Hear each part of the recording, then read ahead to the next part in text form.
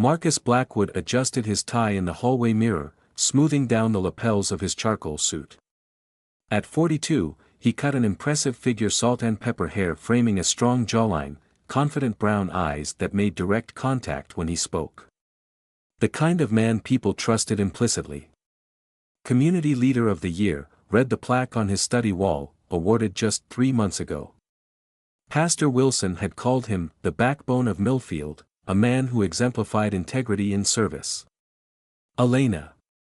His voice echoed through their Victorian home, restored meticulously under his direction. My coffee? From the kitchen came a soft clatter, then footsteps. Elena appeared in the doorway, a delicate woman of 38 with long dark hair that she wore pulled back, concealing the fading bruise at her temple. She handed him the travel mug, careful to avoid eye contact. Sorry it took so long. The grinder was, I don't need excuses, Marcus interrupted, his voice low but sharp. Just competence. He took the mug, his fingers brushing hers. Elena flinched imperceptibly to anyone who wasn't looking for it, but Marcus noticed. His jaw tightened. Will you be home for dinner? Elena asked, her voice steady despite the tremor in her hands. Board meeting. Don't wait up. He leaned in, kissed her cheek with mechanical precision. And change that blouse before you go out.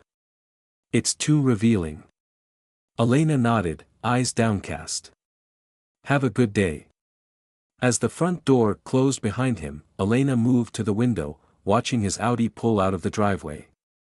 Only when the car disappeared around the corner did her shoulders relax, a long exhale escaping her lips. She caught her reflection in the window glass, a ghost of the woman who had walked down the aisle 12 years ago, radiant with hope and dreams. Now her eyes held shadows no concealer could hide. 6 more days, she whispered to her reflection. Just 6 more days. On the kitchen counter, her phone buzzed with a text that is everything in place. Elena glanced around the immaculate kitchen, at the home that had become her prison, and typed back, yes. He suspects nothing. Marcus Blackwood was having an excellent day. The quarterly numbers for his investment firm exceeded projections. The mayor had personally called to discuss his upcoming fundraiser. His secretary had remembered the exact ratio of cream to sweetener he preferred in his afternoon coffee, everything in its place. Everyone performing their roles. That's how Marcus viewed the world, a system to be managed, controlled. People were assets with functions. His employees, his clients, his wife all had their purpose in his carefully constructed life. As he drove home that evening, streetlights illuminating the interior of his car in rhythmic pulses, he rehearsed the conversation he would have with Elena. Last night, she had overcooked his steak. A small offense, perhaps, but indicative of a larger pattern of carelessness that required correction. Marcus didn't consider himself cruel. Just exacting. Demanding excellence wasn't abuse, it was leadership. If his methods were sometimes physical, well, that was unfortunate but necessary. Elena responded to clear consequences. She learned best through pain. This is what he told himself as he pulled into the garage, as he hung his coat in the closet, as he noted the silence in the house. Elena? His voice bounced off walls, unanswered. The kitchen was spotless but empty. No dinner prepared, no wife waiting with a glass of his preferred whiskey. Irritation flickered, then ignited. He climbed the stairs, each step amplifying his anger. Elena, this isn't amusing. The bedroom door was ajar. He pushed it open to find the bed made, the room undisturbed. The bathroom, similarly vacant. It wasn't until he opened her closet that the first inkling of something wrong took root. Gaps on the clothing rack. Empty spaces on the shoe shelf. Marcus stood very still, processing. Then he moved methodically through the house, taking inventory. Her passport, gone. Her grandmother's jewelry box, empty. The emergency cash he kept in his study safe, untouched, because Elena didn't know the combination. He returned to the kitchen, noticing now what he had missed before. A folded piece of paper on the counter, held down by her wedding ring. His hands were steady as he unfolded it, but the blood in his veins had turned to ice. "Marcus, by the time you read this, I'll be gone. Don't look for me. You won't find me. For 12 years, I've lived in fear. I've hidden bruises, made excuses, and died a little each day. No more, you don't own me. You never did. Goodbye." Elena. Marcus read the note 3 times before crumpling it in his fist.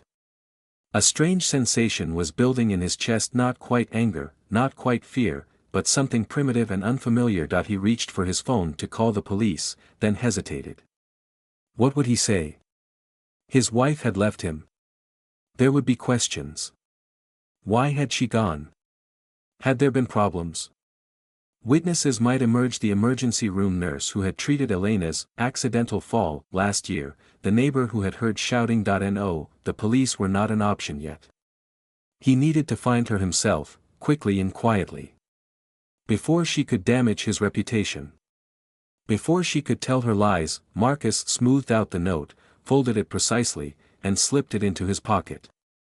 Then he poured himself a double whiskey and began to plan. He never noticed the tiny red light blinking in the smoke detector above his head. For 3 days, Marcus maintained appearances. He told his secretary Elena was visiting her sister. He attended his meetings, signed contracts, smiled at clients. But beneath the polished exterior, rage festered. At night, he returned to the empty house that seemed to mock him with its silence. He searched for clues, combing through her remaining possessions. Elena had never been particularly clever. Surely she had left some indication of her destination. On the 4th night, he fell asleep in his study, glass of whiskey half empty on the desk beside him. The house settled around him, old timbers creaking in the March wind. He woke suddenly at 3:17 a.m., the time glowing red on his desk clock. Something had disturbed his sleep. A sound. He listened, hearing nothing but the persistent tick of the grandfather clock in the hallway. Then, from upstairs, the unmistakable sound of the shower running. Marcus sat up straight, fully alert. Hope and fury collided in his chest. She had returned. He took the stairs 2 at a time, following the sound of running water to their bathroom. Steam billowed from beneath the closed door. "Elena?" His voice was dangerously calm. "Open the door." No response except the steady hiss of the shower. "Elena, I'm not going to ask again." Nothing. He tried the handle locked. Without hesitation, he slammed his shoulder against the door. The lock gave way on the second impact, the door flying open to reveal an empty bathroom. The shower running at full blast, hot water filling the room with steam, but no one inside. Marcus stood frozen in the doorway, mind racing to rationalize what he was seeing. Had he left the shower on himself? Impossible. He was meticulous about such things. Had someone broken in? But nothing was disturbed, no windows opened. He shut off the water with a sharp twist, the sudden silence deafening. As the steam began to clear, he noticed something on the fogged mirror, letters drawn in the condensation. "I see why you." Marcus wiped the mirror clean with a towel, hands not quite steady. A hallucination brought on by stress and lack of sleep, he decided. Nothing more. But as he turned to leave, he caught a flicker of movement in the mirror, a shadow passing behind him. He whirled around. The bathroom was empty. Sleep evaded him for the remainder of the night.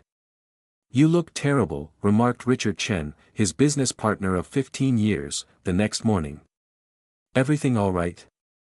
Marcus nodded curtly. "Fine. Elena's still out of town. The house is too quiet." Richard studied him with the careful assessment of a man who knew when he was being lied to. "How long has she been gone now?" "Just a few days. Visiting family." "Funny," Richard said, shuffling the papers in front of him. "I ran into her sister Margot at the fundraiser last weekend. She didn't mention Elena was coming to visit." Marcus felt a cold trickle of sweat down his spine but kept his expression neutral. "Not Margot. Her other sister, in Ohio. Elena's an only child, Marcus." Richard's voice was quiet. "You told me that yourself years ago." The silence between them stretched, taut with unspoken questions. "Is there something I should know?" Richard finally asked. As your friend, not your business partner. Marcus stood abruptly. I need to reschedule this meeting. Something's come up. He left Richard staring after him, concern etched into the lines of his face. That evening, Marcus returned home to find a police car in his driveway. Detective Lisa Summers leaned against the hood, a slim woman with shrewd eyes that missed nothing. Mr. Blackwood, she greeted him as he approached. I was hoping we could have a chat about your wife. Marcus felt his heart rate accelerate but maintained his composure. Elena? Has something happened? That's what I'm trying to determine. May we speak inside? He led her into the living room, offering coffee which she declined.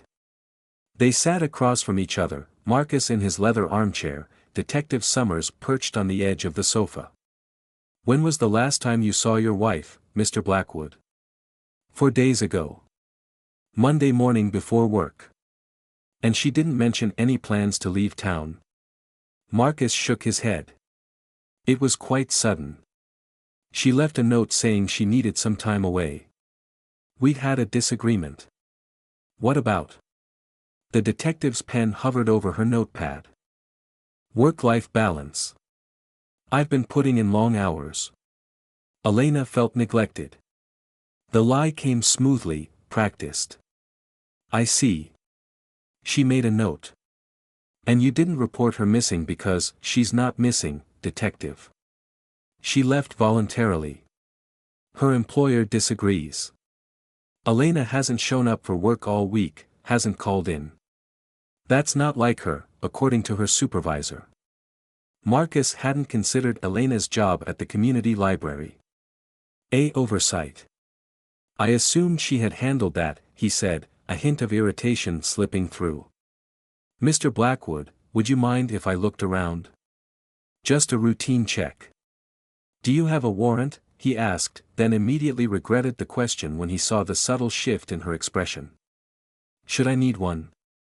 Of course not, he backpedaled. I just want to understand the procedure. She stood, notebook tucked away. This isn't an official investigation yet, Mr. Blackwood. Just following up on a concerned coworker's call. But if you'd prefer I come back with a warrant, that won't be necessary. Please, look wherever you'd like. He followed her through the house, watching as she noted the immaculate organization, the expensive furnishings, the framed photos of Marcus and Elena looking happy, carefully selected and prominently displayed since her departure. In the bedroom, Detective Summers paused at Elena's dresser, opening drawers with gloved hands. Seems like she packed in a hurry, she observed. Left quite a bit behind for someone planning an extended trip. Marcus said nothing. In the bathroom, the detective stopped suddenly, kneeling to examine something on the floor near the shower. Renovating? She asked, holding up a small piece of ceramic tile, the edge tinged with what might have been rust or dried blood. Minor repairs, Marcus replied smoothly. The house is over 100 years old. Always something to fix. Detective Summers pocketed the tile fragment. I'm sure you won't mind if I take this. Since it's just debris. Their eyes met in silent confrontation. Of course not, he finally said. At the front door, she handed him her card. Call me if you hear from Elena. And Mr. Blackwood? Don't leave town. As the police car pulled away, Marcus closed the door and leaned against it, heart hammering in his chest. This was escalating too quickly. He needed to find Elena now, before the detective started asking more questions, before she found someone who had seen the bruises, before she searched hospital records. He reached for his phone to call his lawyer, but froze when a noise drifted down from upstairs, soft, almost imperceptible. A woman's laugh. You're losing your mind, Marcus told his reflection the next morning, splashing cold water on his face. Dark circles underlined his eyes, his skin pallid from lack of sleep. After hearing the laugh, he had searched the house room by room, finding nothing. No intruder, no hidden recording devices, no rational explanation, just his own footsteps echoing through empty rooms and the persistent feeling of being watched. He dressed for work mechanically, ate breakfast standing at the kitchen counter, determinedly normal. As he reached for his keys, his phone rang. Richard. "I've got the Henderson meeting covered," his partner said without preamble. "Take the day off, Marcus. You look like hell warmed over." "I'm fine." "You're not. And the clients are starting to notice. Whatever's going on with Elena, fix it. Then come back." The call ended before Marcus could argue. He stood in the silent kitchen, keys in hand, suddenly uncertain. The prospect of a day alone in the house was unappealing, but perhaps necessary. He needed to think, to plan. That he moved to his study, booting up his computer. If he couldn't physically search for Elena, he would track her digitally. Credit card statements, phone records, email accounts. She couldn't have disappeared completely. Hours passed as he combed through their financial records. Nothing unusual in the weeks leading up to her departure. No large cash withdrawals, no suspicious purchases. Her cell phone hadn't been used since she left, either turned off or discarded. As afternoon shadows lengthened across his desk, frustration mounted. Elena had been more careful than he'd given her credit for. She must have had help. Who would have assisted her? Elena had few close friends. He had seen to that early in their marriage, gradually isolating her from potential confidants. Her parents were dead. She had mentioned a co-worker occasionally. Diane? He was about to search for the library staff directory when a notification popped up on his screen. A new email. From Elena's account. His breath caught as he opened it. Text in the body. "Just an attachment, a video file." Marcus clicked play, the study suddenly too quiet, too dark. The video showed their bedroom, filmed from a high angle. The smoke detector, he realized with dawning horror. Elena moving about the room, packing a small bag, movements quick but methodical. Then the bedroom door opening. Marcus entering the frame. He watched himself confront her, watched as words were exchanged that the video didn't capture. Watched as his on-screen self grew increasingly agitated, gesturing sharply. Watched as he grabbed Elena's arm, twisting until she cried out. Watched as he slapped her hard enough that she fell against the dresser. Watched himself leave the room. Elena crumpled on the floor. The timestamp showed a date 3 weeks ago. The video ended, the screen going black, reflecting his own ashen face back at him. A new email notification chimed. Another video attachment, this one from 2 months ago. The kitchen. His hand around Elena's throat, her back against the refrigerator, feet barely touching the ground. Another notification. Another video. 6 months ago. The hallway. Elena trying to run, Marcus catching her by the hair. They kept coming, a digital archive of atrocity. Years of abuse documented, time-stamped, irrefutable. Sweat beaded on his forehead as the implications became clear. If these videos went public, if they reached Detective Summers, as if summoned by his thoughts, the final email arrived. "Hello, husband. By now you've seen what I've captured. There are dozens more videos just like these, secured where you can't reach them. Some have already been scheduled to send to Detective Summers if I don't reset the timer daily. I'm not coming back. But I'm watching. I'll always be watching. Sleep well." Marcus sat in stunned silence, the cursor blinking at the end of her message like a pulse. She had outplayed him. He lunged for the smoke detector in his study, tearing it from the ceiling. No camera inside, just standard electronics. He moved through the house in a frenzy, checking every smoke detector, every light fixture, every potential hiding place. Nothing. As darkness fell, he returned to his study, pouring himself a generous whiskey. The house creaked and settled around him, suddenly threatening in its familiarity. How many cameras had she hidden? How long had she been recording? More importantly, who else had seen the videos? He took a long swallow of whiskey, the burn in his throat a welcome distraction from the fear gnawing at his insides. A sound from the hallway made him turn, footsteps, light and measured, moving toward the stairs. "Who's there?" His voice sounded strange in his ears, stretched thin with strain. No response, but the footsteps continued, now ascending the staircase with deliberate slowness. Marcus grabbed the fireplace poker and followed the sound, heart pounding against his ribs. The upstairs hallway was empty, but a light shone from beneath the bedroom door, a door he distinctly remembered leaving open. "I know someone's there," he called out, the poker raised defensively. The police are on their way. Another lie. He couldn't call the police not with those videos in circulation. Stealing himself, he pushed open the bedroom door. The room was empty, but the closet door stood ajar, a sliver of light escaping from within. Marcus approached slowly, poker extended before him. With a sudden motion, he yanked the door open. Elena's clothes hung neatly, undisturbed. But on the floor lay a single red high-heeled shoe, one he had broken the night he fractured her cheekbone. Angry that she had dressed, provocatively, for a work function, that he backed away, bumping into the dresser. As he turned, he caught a glimpse of movement in the mirror, a figure standing behind him. He whirled around to face an empty room. When he looked back at the mirror, a message was written in what looked like lipstick across its surface: "You can't hide who you really are." Marcus stumbled backwards, nearly falling. This wasn't possible. Elena couldn't be in the house. He would have found her. These were tricks, mind games. Or he was losing his grip on reality. He left the bedroom at a near run, descending the stairs and grabbing his car keys. He needed to get out, needed space to think. As he reached for the front door handle, his phone rang. Detective Summers. He let it go to voicemail, yanking open the door and stepping into the cool night air. His phone chimed with a voicemail notification. As he slid into his car, with trembling fingers, he played the message. "Mr. Blackwood, this is Detective Summers. I've received some concerning information regarding Elena. I'll be stopping by tomorrow morning with a forensics team and a warrant. Please make yourself available." The phone slipped from his grasp, clattering onto the passenger seat. It was over. Marcus drove aimlessly through Millfield's quiet streets, mind racing. The carefully constructed facade of his life was crumbling around him. By tomorrow, everyone would know: his clients, his neighbors, Pastor Wilson, who had called him the backbone of the community. Everyone would know he was a monster. He considered emptying his accounts, disappearing somewhere beyond extradition.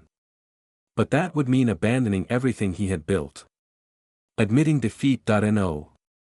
There had to be another way. He circled back toward home, a desperate plan forming.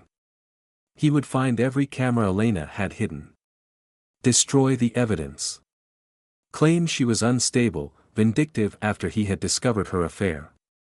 He could make that story stick. Marcus Blackwood, respected businessman, versus his troubled, absent wife. As he pulled into the driveway, he noticed lights on in the house, lights he was certain he had turned off. He sat in the car, engine idling, staring at the illuminated windows. Was someone inside? Elena, returned to torment him further. Detective Summers with her warrant, arrived early, or something else entirely. With grim resolve, he cut the engine and approached the front door. This was his home. He would not be driven from it by fear. The door was unlocked. He stepped inside cautiously, listening for movement. "Hello?" he called out, voice steady despite the adrenaline coursing through his veins. "Detective Summers? Is that you?" Something clattered in the kitchen. Marcus moved toward the sound, pausing at the entrance to the room. A woman stood at the counter, her back to him. Dark hair cascading down a slender frame. "Elena. You came back," he said, relief and anger mingling in his voice. She didn't turn, didn't acknowledge him. "Elena, look at me." His tone hardened, the command implicit. Still, she remained motionless. He crossed the kitchen in 3 strides, grabbing her shoulder and spinning her around. The face that met his wasn't Elena's at all, but a featureless mannequin wearing her clothes, a wig of dark hair affixed to its blank head. Around its neck hung a pendant, Elena's favorite, a small silver key on a chain. Marcus stumbled backwards, a strangled sound escaping his throat. The lights flickered, then went out completely, plunging the kitchen into darkness. When they came back on seconds later, the mannequin was gone. Marcus stood alone in the kitchen, heart hammering so hard he could hear his pulse in his ears. He was hallucinating. Had to be. Stress and guilt and fear combining into waking nightmares. A noise from his study drew his attention, the distinctive chime of an email notification. Moving on autopilot, he walked to his study. His computer screen glowed in the darkened room, open to his email. A new message from Elena's account. Check the bedroom. Final drawer. Despite every instinct screaming at him to flee, Marcus climbed the stairs once more. The bedroom was dark except for a shaft of moonlight cutting across the floor. He approached Elena's dresser, pulling open the bottom drawer that had been empty earlier. Inside lay a stack of papers. He lifted them with shaking hands, moving to the window where moonlight allowed him to read divorce papers, dated 3 weeks ago. And beneath them, a medical report. Elena Blackwood, admitted to Millfield General 6 months prior. Multiple contusions. Fractured rib. Concussion. Patient claims, fell downstairs. Doctor's note, injuries inconsistent with reported accident. Suspect domestic abuse. Paperclip to the medical report, photographs. Elena's bruised face. Her darkened ribs. The handprint around her throat and a handwritten journal, documenting years of abuse in Elena's neat script. Dates, times, injuries. A catalogue of suffering. As the truth of what he had done, what he had been, settled over him like a shroud, Marcus became aware of a presence behind him. He turned slowly. Detective Summers stood in the doorway, flanked by 2 uniformed officers. "Marcus Blackwood," she said, her voice professionally detached, "you're under arrest for the assault and battery of Elena Blackwood." As they led him away in handcuffs, Marcus glanced back at the bedroom. For just a moment, he thought he saw Elena standing by the window, the silver key pendant gleaming at her throat, but when he blinked, she was gone. 3 weeks later, Marcus sat across from his lawyer in the prison's visitation room. The evidence against him was overwhelming: the videos, the medical reports, witnesses who had finally come forward once the dam of silence broke. "The prosecution is offering a deal," his lawyer explained. 15 years with possibility of parole after 10, in exchange for a guilty plea. "And if I don't take it?" "They'll push for maximum sentences on all counts. You're looking at 30 years, minimum." Marcus stared at his hands, once manicured and strong, now pale and restrained. "There's something else," the lawyer continued. "Detective Summers found Elena." Marcus's head snapped up. "Where?" "Living under a new name in Oregon. She's safe. And she's been there for nearly a month. Arrived the day after she left you." "That's not possible," Marcus protested. "The lights, the shower, the messages, someone was in the house. I saw her." His lawyer shifted uncomfortably. "Marcus, they've had the house under surveillance since Elena first contacted them 6 months ago. Nobody entered or left except you. Then how do you explain what happened?" "The messages, the mannequin." "There was no mannequin found in the house, Marcus." His lawyer's voice was gentle but firm. "The detective thinks the stress, combined with your guilt." "I'm not crazy," Marcus hissed. "The prosecution is requesting a psychological evaluation." Marcus leaned back, the implications sinking in.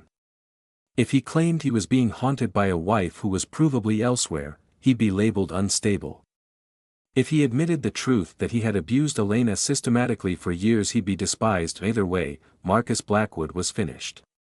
"One more thing," his lawyer said, sliding a small envelope across the table. "Elena asked that you be given this." Marcus opened it with clumsy fingers. Inside was a folded note and a small silver object, the key pendant Elena always wore. The note contained a single line: "Some prisons are of our own making." Marcus closed his fist around the pendant, feeling its outline press into his palm. For the first time, he allowed himself to face the truth of what he had done, not just to Elena, but to himself. How he had locked away his humanity, his compassion, behind walls of control and rage. And in that moment of clarity, Marcus Blackwood finally understood his true punishment: to live with the knowledge of who he really was, stripped of pretense, without the ability to hide from himself anymore. The chains he had forged were not the ones now binding his wrists, but the ones that had bound his soul long before Elena ever left. 6 months later, Elena Morgan, her new legal name, stood on the porch of her small Oregon cottage, watching the sunset paint the sky in brilliant oranges and pinks. The restraining order against Marcus would remain in effect long after his eventual release, but Elena no longer lived in fear. her phone buzzed with a text from Diane, her former coworker and the friend who had helped her escape. Support group tonight. Elena smiled, typing back, "I'll bring cookies." She touched the space at her throat where the key pendant had once hung, a symbolic key to a prison she had finally escaped. She had sent the real pendant to Marcus not out of cruelty, but as an acknowledgement. Their shared nightmare had ended, but his private one would continue. As for the events Marcus had described in the empty house, the messages, the mannequin, the footsteps, Elena had her theories. Perhaps guilt had finally caught up to him, manifesting his fears into hallucinations. Perhaps the house itself held memories too painful to ignore. Or perhaps, as Diane suggested, the universe sometimes delivered justice in unexpected ways. Whatever the truth, Elena was free. And freedom, she had discovered, was not the absence of pain, but the presence of possibility. She stepped back inside her cottage, closing the door on the fading light. Tomorrow would bring new challenges, new joys, new growth. That was the thing about escaping nightmares. Eventually, you got to wake up.